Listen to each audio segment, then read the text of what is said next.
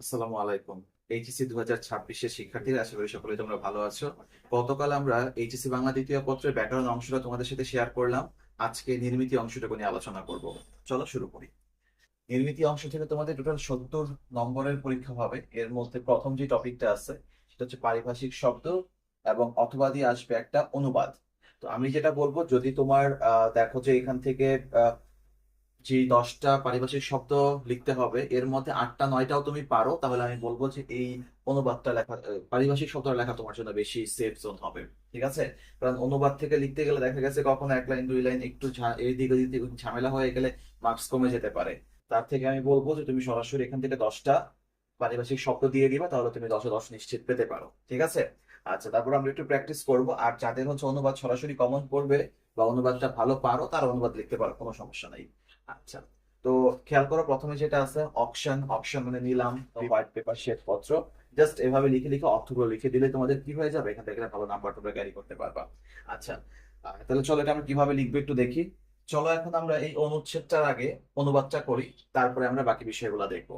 আচ্ছা, আর তোমাদের সাথে অনুরোধ থাকবে তোমরা ক্লাসটা বেশি বেশি করে শেয়ার করো, যেন সকলেই ক্লাসটা করতে পারে। ওকে, দেখো প্রথমে কি বলা আছে, honesty is a Nobel virtue. তার মানে সততা একটা, নোবেল মানে মহৎ, ভার্চু মানে হচ্ছে গুণ। আমরা এখানে বলতে পারি, এখানে লিখলাম যে সততা একটা, সততা একটি মহৎ গুণ। ওকে, নাম্বার টু।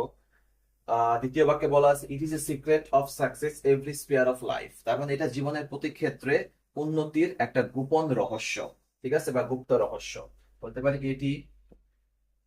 এটি দেখো বলা আছে কি এভরি স্পেয়ার অফ লাইফ, এটি জীবনের প্রতি ক্ষেত্রের, জীবনের প্রতিটি ক্ষেত্রের, প্রতিটি ক্ষেত্রের আহ উন্নয়নের, সাকসেস, তাই না? তার মানে উন্নতির, উন্নতির। আর বলা আছে সিক্রেট, তাহলে উন্নতির গুপ্ত রহস্য, গুপ্ত রহস্য। ঠিক আছে? আচ্ছা, the value of honesty is great. তার মানে সততার যেই গুণ সেটা হচ্ছে অনেক বেশি, বা সততার মূল্য অনেক বেশি। দ্য ভ্যালু অফ অনেস্টি, সততার মূল্য, সততার মূল্য অনেক বেশি।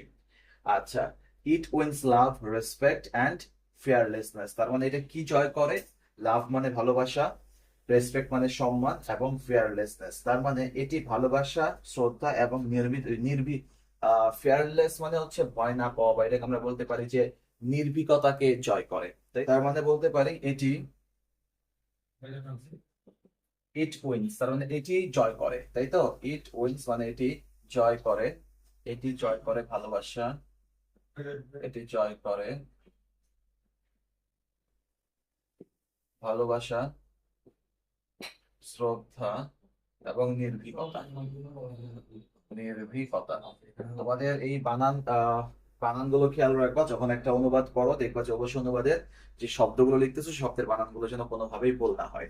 ওকে, পরবর্তী যে লাইনটা, শেষ লাইনটা, an honest man passes his day in respect of happiness. তার মানে একজন সৎ ব্যক্তি সম্মানের সাথে সুখে জীবন যাপন করে, রেসপেক্ট অফ হ্যাপিনেস। তার মানে একজন an honest man, একজন সৎ ব্যক্তি, একজন সৎ ব্যক্তি, একজন সৎ ব্যক্তি কি করে? আহ সুখের সাথে, রেসপেক্ট অফ হ্যাপিনেস, একজন সৎ ব্যক্তি তার দিন অতিবাহিত করে, তার দিন অতিবাহিত করেন সম্মানের, সুখের সাথে, সম্মানের সাথে, রেসপেক্ট অফ হ্যাপিনেস, সম্মানের সাথে সুখে, সম্মানের সাথে সুখে। ঠিক আছে? ওকে, বলো তোমরা বুঝতে পারছো কিনা। এভাবে হচ্ছে তোমাদের যে অনুবাদ গুলো থাকবে সেই অনুবাদ গুলো জাস্ট এভাবে জাস্ট অর্থ মিলায় মিলায় অনুবাদ করে দিলে তোমরা এখান থেকে 10-এ 10 পেতে পারো। তোমাদেরকে যেটা করতে হবে যে অনুচ্ছেদটা আসবে, অনুচ্ছেদটা ভালো করে অর্থটা বুঝে লাইন টু লাইন তোমরা বাংলায় অনুবাদ করে দেবে, তাহলে সেখান থেকে একটা ভালো নাম্বার ক্যারি করতে পারো। তবে অনেক সময় বাক্যের গঠনের কারণে দেখা গেছে কোনো টিচার হয়তো বা তোমাকে 1 মার্ক 2 মার্ক কম দিতে পারে এখানে। এই কারণে আমি তোমাকে বলবো যে তোমরা চেষ্টা করবা যে তোমাদের যে পারিভাষিক শব্দ আছে সেটা থেকে অ্যান্সার করার, তো সেক্ষেত্রে নাম্বার কাটার কোনো অপশনই থাকবে না। ক্লিয়ার? চলো এখন আমরা মূলত বেশ কিছু গুরুত্বপূর্ণ পারিভাষিক শব্দগুলো খেয়াল করো। কিছু গুরুত্বপূর্ণ পারিভাষিক শব্দ। অকশন, অকশন মানে কি? নিলাম। ঠিক আছে, অকশন মানে হচ্ছে নিলাম। বিবলিওগ্রাফি, গ্রন্থপঞ্জি। মনে রাখবে বিবলিওগ্রাফি খুব গুরুত্বপূর্ণ, গ্রন্থপঞ্জি। হোয়াইট পেপার, হোয়াইট পেপার মানে কি? শ্বেতপত্র, শ্বেতপত্র। ইথিক্স, নীতিবিদ্যা। ফ্যাসিজম, ফ্যাসিজম মানে স্বৈরতন্ত্র, অথবা এটাকে আমরা ফ্যাসিবাদও বলতে পারি। ফ্যাসি, ফ্যাসিবাদ। ঠিক আছে। ইন্টারিম, ইন্টারিম মানে অন্তর্বর্তীকালীন। ইন্টারিম গভর্নমেন্ট বলে না, অন্তর্বর্তীকালীন সরকার, সেটা। পে বিল, পে বিল মানে হচ্ছে বেতনপত্র।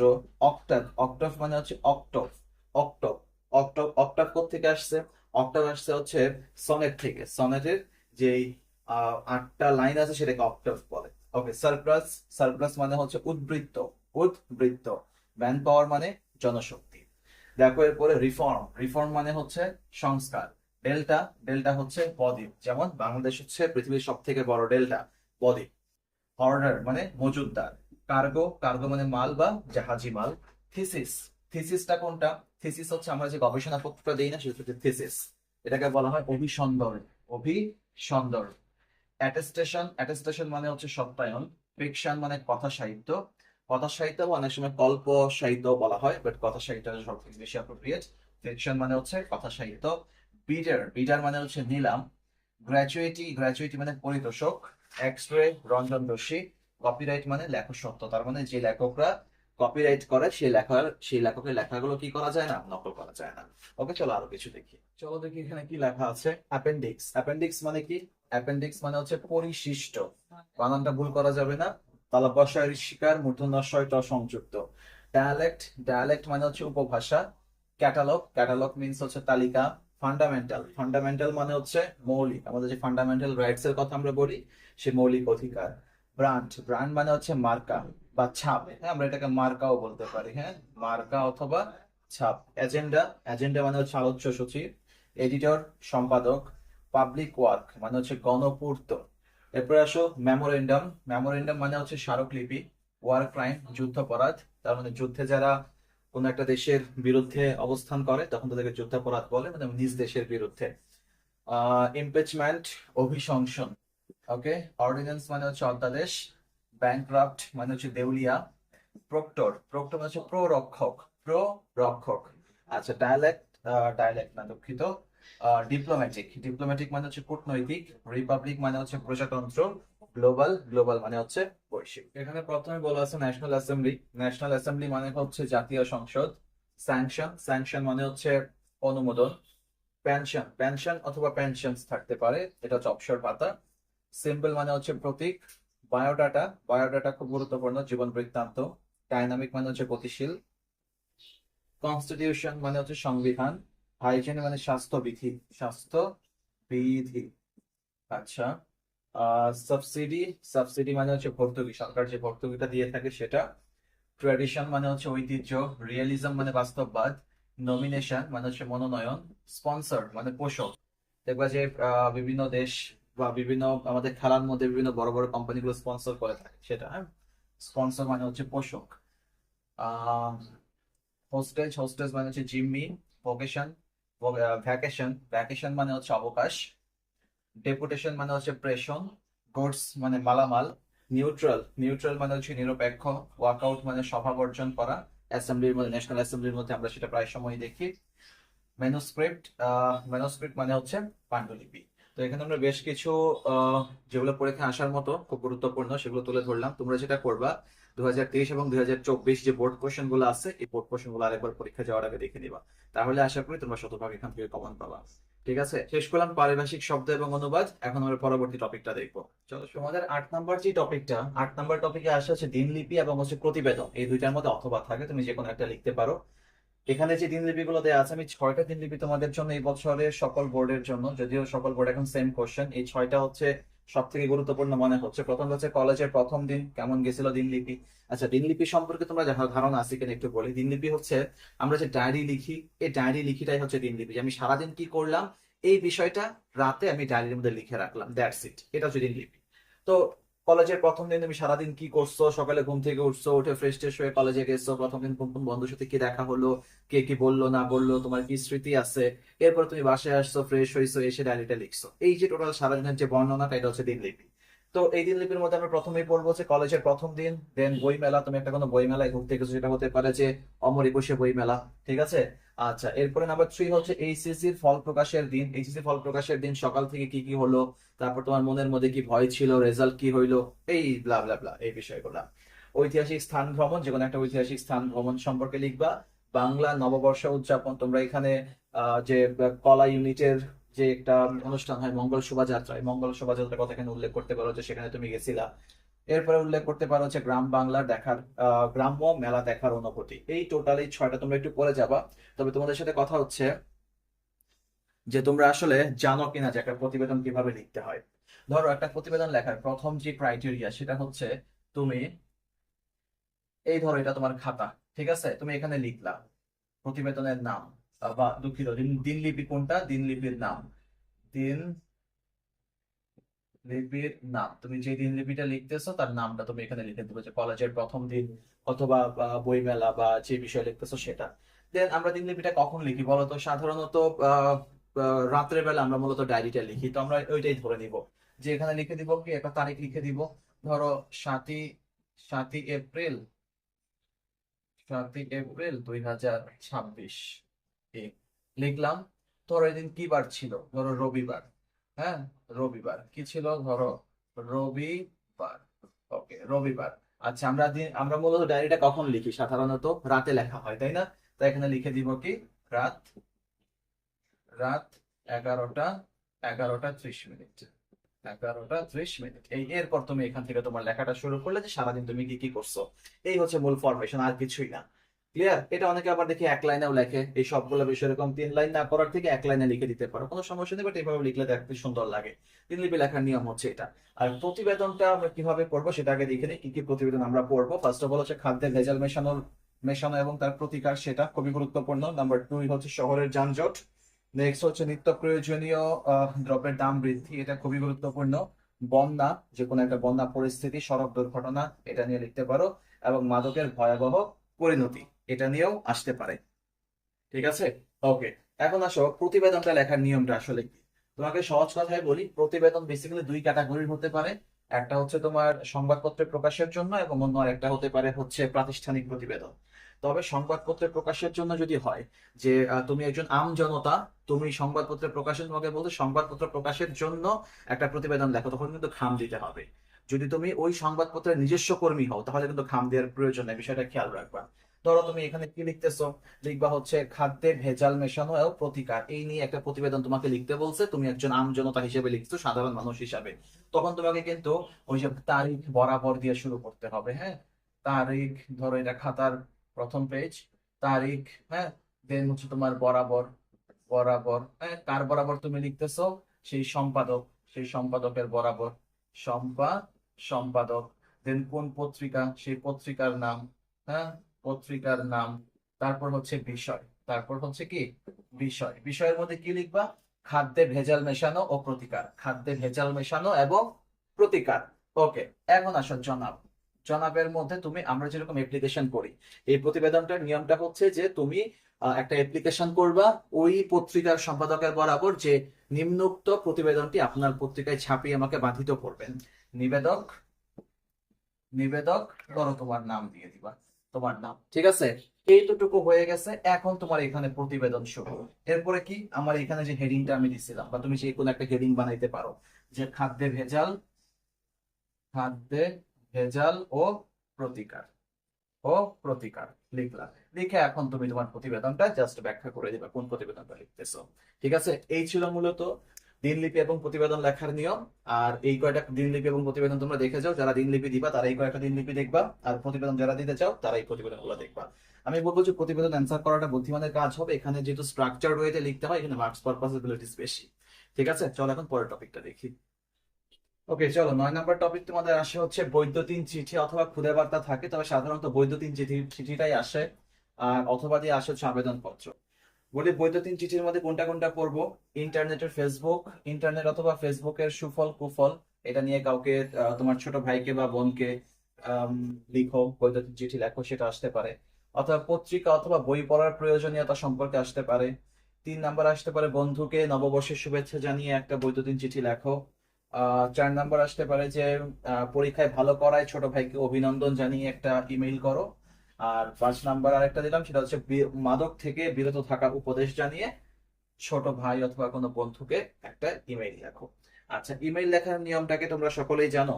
ইমেইল লেখার সাধারণ খুব সংক্ষেপে একটু বলে দিই ইমেইল লেখার নিয়মটা আসলে কি।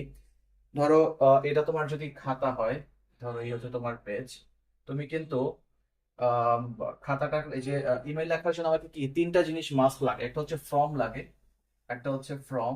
ধরো এটা হচ্ছে খাতার একটা পাশ, হ্যাঁ। এই পাশটা অফ করে দিই, ধরো খাতার কর্নার থেকে আমরা শুরু করতেছি। ফ্রম, তারপর হচ্ছে টু, তারপর হচ্ছে সাবজেক্ট। এই 3টা হচ্ছে মাস্ট। অনেক জায়গায় আবার দেখবা যে সিসি বা বিসিসি থাকে, মানে carbon copy, blind carbon copy, দিলেও হয় না দিলেও হয়। তবে মূল ব্যাপারটা হচ্ছে এই ফর্ম আর টু, এই দুটো তো অবশ্যই লাগবে, সাবজেক্টও লাগবে। আর যে ইমেইলে তুমি পাঠাচ্ছ, এটা যেটা একটা খুদে বার্তা, ইমেইল অ্যাকাউন্ট দিতে হয়। তাহলে আমরা এখানে উল্লেখ করতে পারি, ধরো abc@gmail.com। এই একটা যার কাছে পাঠাবা সেটা হচ্ছে xyz@gmail.com। ধরো এটা একটা ইমেল নাম্বার। ইমেল নাম্বার অবশ্যই কিন্তু সবগুলো লেটার, সবগুলো যে অক্ষর থাকে সেগুলো কি হয়, স্মল লেটারে হয়, কখনো বড় হাতের দিবা না। যদি কখনো এটা বড় হাতের দিয়ে দাও, একদম ডাইরেক্ট জিরো দিয়ে দিবে। ক্লিয়ার, এই বিষয়টা খেয়াল রাখবা। আচ্ছা, সাবজেক্ট যে বিষয়ে লিখতে চাও, ধরো ইন্টারনেটের কুফল বা ইন্টারনেটের সুফল বা সুফল কুফল সম্পর্কে অথবা মাদক থেকে বিরত থাকা, যে সাবজেক্টটা লিখতে চাও সাবজেক্ট এখানে লিখে নিবা। এরপরে তুমি শুরু করবা হচ্ছে প্রিয় দিয়ে, তারপরে যা যে যে কথাগুলো তুমি বলতে চাও অল্প কথায় শেষ করে দেবা। এটা অবশ্যই 1 পেজে শেষ করতে হবে, ঠিক আছে। আবার একটা কাজ অনেকে করতে পারে, সেটা হচ্ছে এটাকে আলাদা আলাদা করে একটা বক্স করে দিতে পারে। এটা একটা বক্স, এটা একটা বক্স, এটা একটা বক্স, দেন এই এতটুকু হচ্ছে একটা, দেন এতটুকু হচ্ছে আলাদা একটা বক্স, দেন পরে সবটা আলাদা করে এই নিচের অংশটুকু একটা বক্সে লিখলেও হবে বা না লিখলেও হবে, সমস্যা নেই। ঠিক আছে, এই প্রথম তিনটা বক্সের ভিতর লিখে দিবা, পরেরটা খালি রাখতে পারো। ওকে, এই ছিল হচ্ছে বৈদ্যুতিন চিঠি লেখার সাধারণ নিয়ম। বৈদ্যুতিন চিঠিটা যদি হয়ে যায়, আমরা একটু আবেদন পত্রটা দেখবো। আবেদন পত্র থেকে কি প্রশ্ন আসতে পারে। ধরো আবেদন পত্র তোমার এখান থেকে আসার পসিবিলিটিস খুব সম্ভবত চাকরির আবেদন পত্র এটা আসতে পারে, অথবা কোনো প্রাতিষ্ঠানিক আবেদন পত্র আসতে পারে।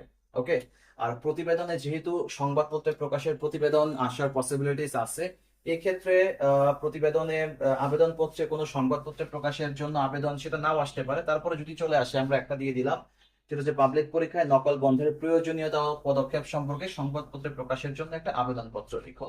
ঠিক আছে, এটা হচ্ছে একটা প্রতিবেদনের মতোই। তুমি ওই যে তারিখ লিখে বরাবর দিয়ে সংবাদপত্রের যে সম্পাদক বরাবর একটা আবেদনপত্র করবা যে একটা পাবলিক পরীক্ষায় নকল বন্ধের প্রয়োজনীয়তা এবং পদক্ষেপ সমূহ নিচে আপনার পত্রিকায় প্রকাশে আমাকে বাধিত করবেন, দেন তুমি এই প্রতিবেদনটা লিখে দিবা। এটাও একটা প্রতিবেদন আর কি, সংবাদপত্র প্রকাশের। ঠিক আছে, জাস্ট আবেদনপত্র। নাম্বার 2 হচ্ছে কোন প্রতিষ্ঠানের সেলস অফিসার পদে চাকরির আবেদন। এই চাকরির আবেদন পদে আমরা সিভি যেভাবে লিখি অ্যাজ ইউজুয়াল ঠিক সেভাবে। সিভিটা অবশ্যই সিভি লেখার ক্ষেত্রে তুমি যে প্রতিষ্ঠানে সিভি লিখতেছো সেই প্রতিষ্ঠানে আগে কি করতে হয়, একটা আবেদন পত্র দেখতে হয়। আবেদন পত্র দিয়ে তারপরে তুমি তোমার জীবন বৃত্তান্তটা তুলবা। আবেদন পত্র দিতে কিন্তু কখনোই ভুলবা না, যে প্রতিষ্ঠানে লিখতেছো সেই প্রতিষ্ঠান অনুসারে।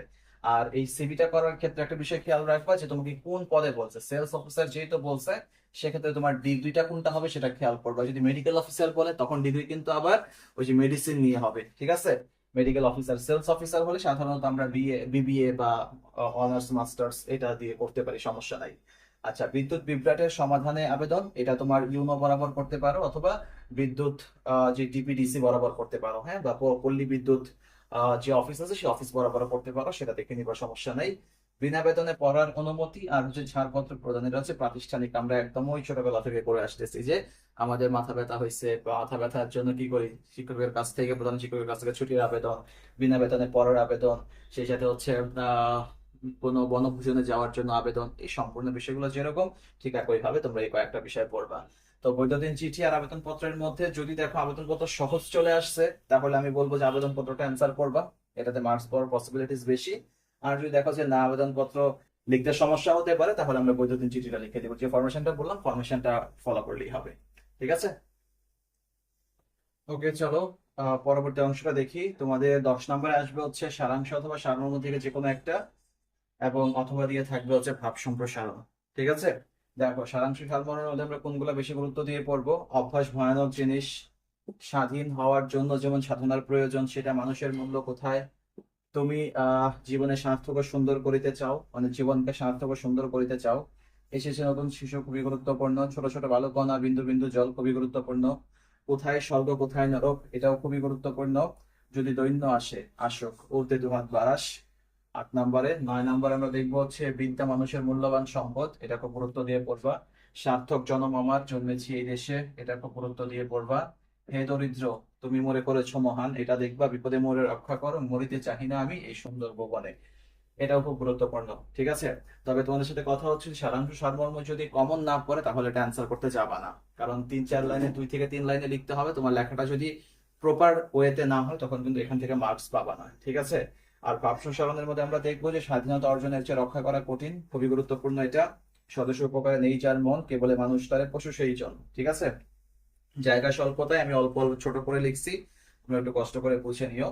কীর্তিমানের মৃত্যু নাই, সুশিক্ষিত লোক মানেই স্বশিক্ষিত, প্রাণ থাকলে প্রাণী হয় কিন্তু মন না থাকলে মানুষ হয় না, এটা। 6 নম্বর খুবই গুরুত্বপূর্ণ, গ্রন্থগত বিদ্যার পর হস্তে ধন, নহে বিদ্যা নহে ধন বলে প্রয়োজন, এটা। 7 নম্বর হচ্ছে দুর্নীতি জাতি জীবনের অভিশাপ স্বরূপ। 8 নম্বর দুর্জন বিদ্বান হলেও পরিত্যাজ্য। 9 নম্বর হচ্ছে জ্ঞান যেখানে সীমাবদ্ধ, বুদ্ধি সেখানে আড়ষ্ট, মুক্তি সেখানে অসম্ভব। এই হচ্ছে ভাব সম্প্রসারণ বলে এগুলো দেখবা। ঠিক আছে, ভাব সম্প্রসারণ লেখার নিয়মটা আসলে আমরা আশা করি সকলেই জানো। ফার্স্ট অফ অল হচ্ছে মূল ভাবটা লিখতে হয়, তারপর হচ্ছে সম্প্রসারিত ভাব, এবং শেষে উপসংহার দিয়ে শেষ করবে। 3টা পার্টে ভাব সম্প্রসারণ লিখবা। ঠিক আছে, তোমাদের 11 নম্বর যে টপিকটা, সেখান থেকে প্রশ্ন আসে সংলাপ অথবা খুদে গল্প থেকে। সংলাপ হচ্ছে সাধারণত আমরা যে ইয়েটা বলি, ডায়লগটা, ইংরেজিতে যে ডায়লগটা শিখি একই জিনিস। তো সংলাপ থেকে আমরা কি কি পড়বো দেখো। ইন্টারনেট, মোবাইল এবং ফেসবুক। ইন্টারনেট, মোবাইল অথবা ফেসবুক, এটা সুফল এবং কুফল সম্পর্কে দুই বন্ধুর মধ্যে সংলাপ, এটা পড়বো। নারী শিক্ষার গুরুত্ব নিয়ে পড়বো, বৃক্ষরোপণ নিয়ে পড়বো। পত্রিকা অথবা বই পড়ার গুরুত্ব বা প্রয়োজনীয়তা, এটা খুবই গুরুত্বপূর্ণ, এটা নিয়ে পড়বো। কম্পিউটার এবং ইংরেজি শেখার গুরুত্ব, এটা পড়বো। মাদকাসক্তের কুফল এবং পরিণতি, এটা নিয়ে পড়বো, খুবই গুরুত্বপূর্ণ। ঠিক আছে, আর সংলাপ লেখার সময় মনে রাখবা অ্যাটলিস্ট 10 থেকে 12 পেয়ার কনভারসেশন যেন থাকে। ঠিক আছে, এই বিষয়টা খেয়াল করবা। আচ্ছা, খুদে গল্পের মধ্যে আমরা কোনটা করব? স্বনির্ভরতা, দেশপ্রেম, আলোকিত মানুষ চাই। ঠিক আছে, আবার পড়বো হচ্ছে বই মেলা, বৈশাখী মেলা, বই পড়া। ঠিক আছে, বই মেলা না বই পড়া। আচ্ছা, মেলাটাও দেখে যেতে পারি, বৈশাখী মেলার সাথে সাথে বই মেলাটা দেখে যাব। কাল বৈশাখীর ঝড়ের রাত, বা একটি কাল বৈশাখী ঝড়ের রাতে কি কি ঘটছে, এই বিষয়ে একটা খুদে গল্প। আর 7 নম্বর হচ্ছে মানুষ মানুষের জন্য। ঠিক আছে, যে কোনো একটা ঘটনা দিয়ে দিবে যে একজন মানুষ বিপদে পড়ছে, সেখান থেকে কিভাবে সে উদ্ধার হয়েছে, সেটা। ওকে, এই ছিল মূলত সংলাপ এবং খুদে গল্প। আর সর্বশেষ থাকবে হচ্ছে তোমাদের প্রবন্ধ রচনা। চলো এখন প্রবন্ধ রচনাটা দেখি। তোমাদের বাংলা দ্বিতীয় পত্রের সর্বশেষ যে টপিক প্রবন্ধ রচনা, এখান থেকে হচ্ছে মার্কস হচ্ছে 20, এখানে কোনো অথবা থাকে না। তবে তোমাদের রচনা আসবে 5টা, 5টা থেকে যে কোনো একটা লিখতে হবে। আচ্ছা, আমরা কোনটা কোনটা পড়বো বেশি গুরুত্ব দিয়ে? দৈনন্দিন জীবনে বিজ্ঞান, এরপরে পড়বো দেশ গঠনে ছাত্র জনতার ভূমিকা, খুবই গুরুত্বপূর্ণ, যেটা আমরা গত জুলাই অভ্যুত্থানে দেখলাম। নাম্বার 3 হচ্ছে দ্রব্যমূল্য বৃদ্ধি ও তার প্রতিকার, এটাও খুবই গুরুত্বপূর্ণ। অধ্যবসায়, প্রাকৃতিক দুর্যোগ ও প্রতিরোধ, মাদকাসক্তি ও নির্মূল, এটাও খুবই গুরুত্বপূর্ণ। এরপর হচ্ছে দেশপ্রেম, দেশপ্রেমও খুবই গুরুত্বপূর্ণ। ঠিক আছে, তোমরা এখানে বেশি গুরুত্ব দিয়ে পড়বো হচ্ছে দৈনন্দিন জীবনে বিজ্ঞান, দেশ গঠনে ছাত্র জনতার ভূমিকা, এটা। দ্রব্যমূল্য, এটা। আর হচ্ছে মাদকাসক্তি, এটা দেখতে পারো। ঠিক আছে, দেশপ্রেমটাও দেখতে পারো। আশা করি এর ভিতর থেকে অন্তত একাধিক কমন পড়বে। এই ছিল তোমাদের টোটাল নির্মিতি অংশের সাজেশন, আর হচ্ছে সংক্ষিপ্ত আলোচনা করলাম। আর আমাদের প্রথম যে ক্লাসটা ছিল সেটা হচ্ছে ব্যাকরণ অংশ, এটা গতকালকেই বা গতকালকে রাতে আপলোড করা হয়েছিল। তো তোমরা দুইটা মিলিয়ে একটা খুব গোছালো একটা প্রিপারেশন নাও। সর্বশেষ রিভিশন হিসাবে আমরা এখন যে সাজেশন গুলো দিলাম এগুলো একটু দেখে যাও। আশা করি তোমরা খুব ভালো একটা রেজাল্ট করতে পারবে। সবাই